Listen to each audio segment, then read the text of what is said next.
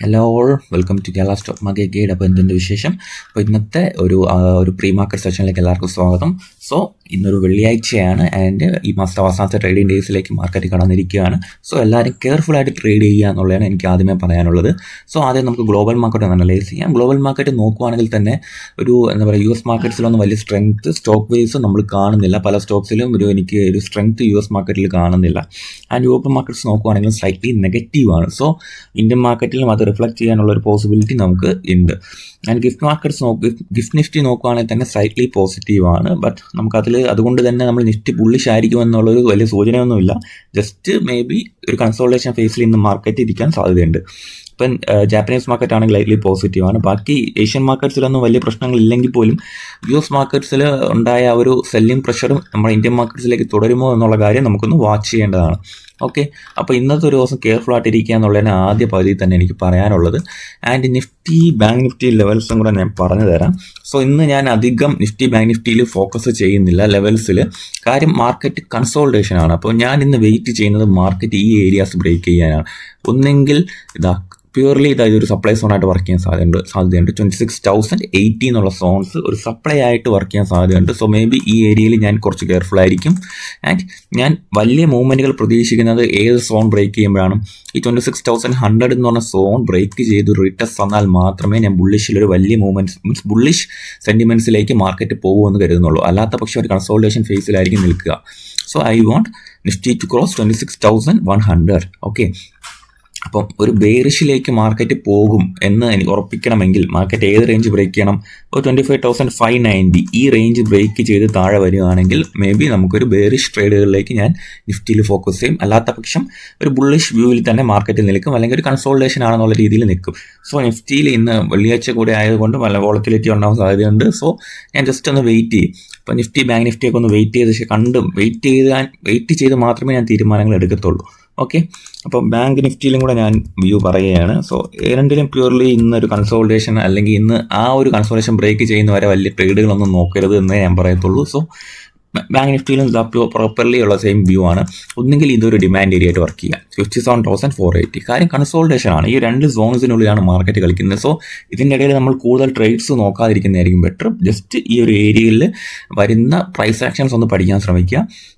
ഇതൊരു supply zone ആയിരിക്കും. 58,450 എന്നുള്ളത് ഒരു സപ്ലൈ റേഞ്ച് ആയിട്ട് ആക്ട് ചെയ്യാൻ സാധ്യതയുണ്ട്. ആൻഡ് 57,480 എന്നുള്ളത് ഡിമാൻഡ് ഏരിയ ആയിട്ട് ആക്ട് ചെയ്യുന്നുണ്ട്. സോ ഈ ഒരു സോൺസിനുള്ളിൽ നിന്ന് മാർക്കറ്റ് പുറത്ത് വന്നാൽ മാത്രമേ വലിയ വ്യൂവിലേക്ക് ഞാൻ പോകത്തുള്ളൂ. സോ 58,450 നിന്ന് നല്ല രീതിയിൽ ബ്രേക്ക് ചെയ്ത് റീടെസ്റ്റ് ചെയ്യുകയാണെങ്കിൽ മേ ബി നമുക്ക് ഒരു ബുള്ളിഷ് സെൻറ്റിമെൻറ്റ്സിലേക്ക് ബാങ്ക് നിഫ്റ്റിയിൽ നോക്കാം. മേ ബി ഒരു 1000 പോയിന്റ്സിൻ്റെ ഒക്കെ ഒരു മൂവ്മെൻറ്റ് ഞാൻ വരുന്ന ദിവസങ്ങളിൽ എനിക്ക് എക്സ്പെക്റ്റ് ചെയ്യും.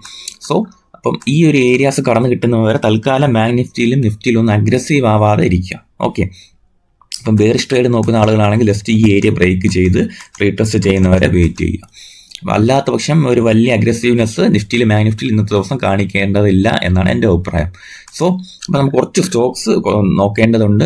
കുറച്ചധികം സ്റ്റോക്സ് റിസൾട്ട് മറ്റന്നാളായിട്ടൊക്കെ വരുന്നുണ്ട്. സോ എല്ലാം ഒന്ന് ഓടിച്ച് ഞാൻ പറയാം. ഇമ്പോർട്ടൻറ്റ് കാര്യങ്ങളാണ്, എല്ലാവരും ശ്രദ്ധിച്ച് കേൾക്കാൻ ശ്രമിക്കുക. ഓക്കെ, റിസൾട്ട് വരാൻ പോകുന്ന സ്റ്റോക്സ് എല്ലാവരും ശ്രദ്ധിക്കുക. Maruti Suzuki India, Shriram Finance, GAIL, Vedanta, BPCL, Bank of Baroda, ACC, Aptus Value, Bajaj Electricals, Balakrishna Industries, BEL, Equitas Small Finance Bank, Godrej Consumer Products, Kalpataru Projects, doctor Lalpath labs, Patanjali Foods, Phoenix Mills, RR Kabel, Samman Capital, Schaeffler India and Spandana. ഇത്രയും stocks, പ്രധാനപ്പെട്ട Stokes ഇത്രയാണ് വരുന്നത്. So ഈ സ്റ്റോക്സിലൊക്കെ trade എടുക്കാൻ ഉദ്ദേശിക്കുന്നവർ വളരെ careful ആയിരിക്കുക. And November 1 കുറച്ച് result വരുന്നുണ്ട്. Urban company, Azad engineering, GHCL, JK cement, network, Orion cement, SBFC finance and Tata chemicals. അപ്പോൾ ഇത്രയും സ്റ്റോക്സ് നാളെ റിസൾട്ട് വരുന്നുണ്ട്. സോ ഇന്ന് അത് പ്രൈമറിലി നിങ്ങൾ ട്രേഡ് എടുക്കുന്നതിന് മുന്നേ ഈ സ്റ്റോക്കുകളിലുള്ള കാര്യങ്ങളെല്ലാം നോക്കിയിരിക്കാം. സോ റിസൾട്ട് വന്നതിൽ കുറച്ച് സ്റ്റോക്സ് നമുക്ക് ഡിസ്കസ് ചെയ്യാം. അതിലൊന്ന് ITC ആണ്. പ്രോഫിറ്റ് ഗ്രോത്ത് ഉണ്ട്, അതിൻ്റെ റവന്യൂവിൽ ലൈറ്റ്ലിയുള്ള ഗ്രോത്ത് കുറവുണ്ട്. സോ NTPC ആണ് അടുത്ത സ്റ്റോക്ക് എന്ന് പറയുന്നത്. അതിൽ പ്രോഫിറ്റ് കൂടിയിട്ടുണ്ട്, അതായത് 4,653 കോടിയായിട്ട് കൂടിയിട്ടുണ്ട്. ബട്ട് റവന്യൂവിൽ ചെറിയൊരു ഡിക്ലൈൻ വന്നിട്ടുണ്ട്. DLFിൻ്റെയും ഡാബറിൻ്റെയും റിസൾട്ട് വന്നിട്ടുണ്ട്. ബെറ്റർ റിസൾട്ട് നോക്കുകയാണെങ്കിൽ ഡാബറിൻ്റെയാണ്. റവന്യൂവിലും പ്രോഫിറ്റിലും ലൈറ്റ്ലി ഗ്രോത്ത് വന്നിട്ടുണ്ട്. DLFനെ സംബന്ധിച്ചാണെങ്കിൽ പ്രോഫിറ്റിൽ ഒരു ഡ്രോപ്പ് വന്നിട്ടുണ്ട്, ബട്ട് റവന്യൂ ഓൾസോ സ്ലിപ്പ് ചെയ്തു എന്നുള്ളത് ഒരു നെഗറ്റീവായിട്ട് നിൽപ്പുണ്ട്. സ്വിഗ്ഗി എല്ലാവരുടെയും ഒരു ഫേവറേറ്റ് സ്റ്റോക്കാണ്. അപ്പോൾ സ്വിഗ്ഗിയുടെ ആണെങ്കിൽ ലോസ് ആണ് ഉണ്ടായിട്ടുള്ളത്. ആൻഡ് അത് 626 കോടിയിൽ നിന്നും 1092 കോടിയായിട്ട് വർദ്ധിക്കുകയാണ് ഉണ്ടായത്. ബട്ട് റവന്യൂവിൽ ഒരു സ്പൈക്ക് വന്നിട്ടുണ്ട്. And board to consider raising funds, അവർ ബോർഡ് 10,000 കോടി QIP വഴി റേസ് ചെയ്യാനുള്ള ഒരു ശ്രമം തുടങ്ങുന്നുണ്ടെന്നുള്ള ന്യൂസ് ഉണ്ട്. And Bandhan bank profit and net income fall ചെയ്തിട്ടുണ്ടെന്നുള്ളത് ഒരു നെഗറ്റീവാണ്. And gross NPA also rise ചെയ്യുന്നുണ്ട്. സോ ബന്ധൻ ബാങ്ക് ഒക്കെ ട്രേഡ് ചെയ്യുന്നവർ കുറച്ച് കെയർഫുൾ ആയിരിക്കുക. ഒരു സെല്ലിംഗ് പ്രഷറൊക്കെ മാർക്കറ്റിൽ ഉണ്ടാവാനുള്ള സാധ്യത എനിക്ക് തോന്നുന്നുണ്ട്. And IEX and profit and revenue jump ചെയ്തു എന്നുള്ള ന്യൂസ് IEXന് ഒരു പോസിറ്റീവായിട്ട് വരുന്നുണ്ട്. ഓക്കെ, യുണൈറ്റഡ് സ്പിരിറ്റിനാണെങ്കിൽ പ്രോഫിറ്റ് ആൻഡ് റവന്യൂ ഗ്രോത്ത് ഉണ്ട്.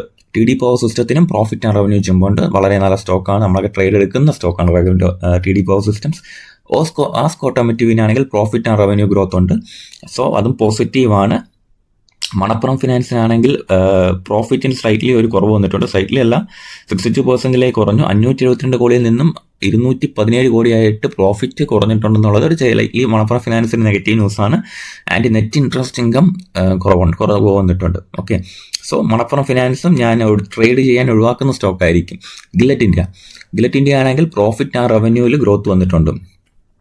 ശേഷം നമ്മൾ ശ്രദ്ധിക്കേണ്ട സ്റ്റോക്സ് പറഞ്ഞാൽ LT ഫുഡ്സ് ആണ്, Nippon life AMC and IIFL finance. ഇത് മൂന്നിലും നല്ല ടോട്ടലി പോസിറ്റീവ് ആയിട്ടുള്ള റിസൾട്ടാണ് വന്നിട്ടുള്ളത്. പ്രോഫിറ്റ് ആൻഡ് റവന്യൂവിൽ ഗ്രോത്ത് ഉണ്ടായിട്ടുണ്ട്. സോ ഈ സ്റ്റോക്സിലും എല്ലാം revenue and profit base interesting ആയിട്ട് കൂടിയിട്ടുണ്ടെന്നുള്ളത് ഒരു പോസിറ്റീവായിട്ട് നമുക്ക് കാണാം.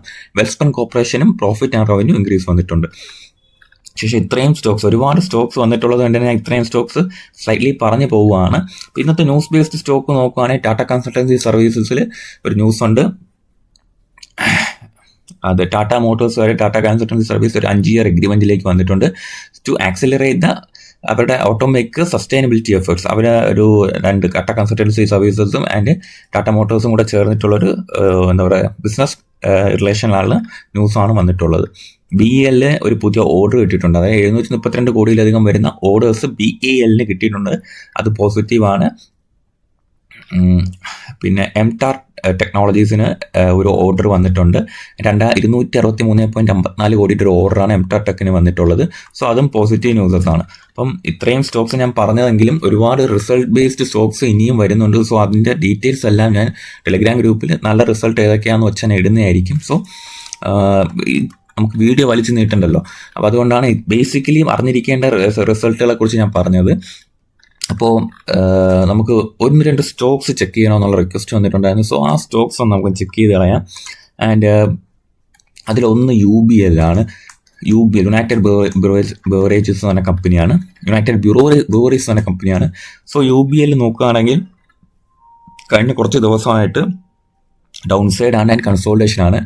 UBL ട്രേഡബിൾ ആയിട്ടുള്ള ഒരു ഓപ്പർച്യൂണിറ്റി വരണമെങ്കിൽ UBL ഇപ്പം നിലവിലൊരു ഡിമാൻഡ് എടുത്ത് നിൽക്കുകയാണ്. സോ ഒരു പ്രോപ്പർ ഡിമാൻഡ് ഏരിയ എന്ന് പറയുന്നത് 1655 സോ മാർക്കറ്റ് അതുവരെ വരുമോ എന്ന് അറിയത്തില്ല.